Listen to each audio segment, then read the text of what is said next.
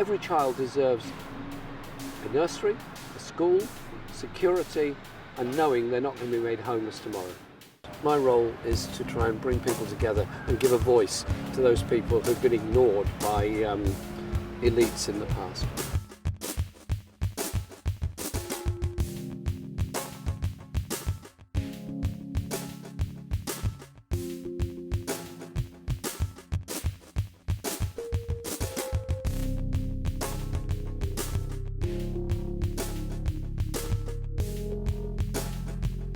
Is it right that thousands of people sleep on the streets of our country every night?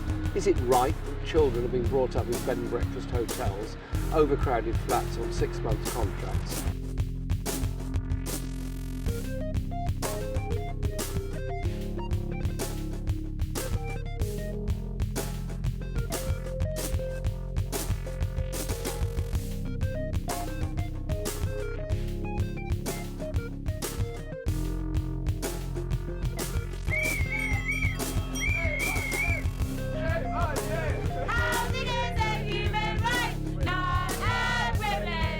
My girlfriend's pregnant, I cannot afford a flat, I'm having to move out of London. The reason why is because all the land that was publicly owned is being sold off.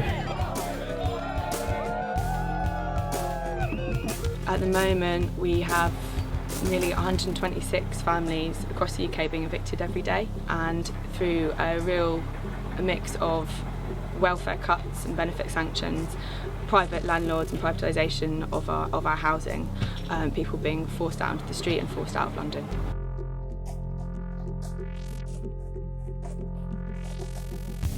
A very clear thing we can do is open up the properties which are lying there empty. A lot of them are council owned.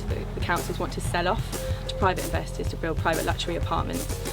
Why are people paying absolutely extortionate rents, working every hour they possibly can just to try and pay the rent and not putting food on the table because of that? Being involved in the housing movement in London, we are constantly asked, there's other things happening in other cities, and gentrification is happening everywhere. We're often asked to come and speak at events and talk about how to resist evictions and how to fight these processes of gentrification, which are turfing people out of city centres and out of their homes.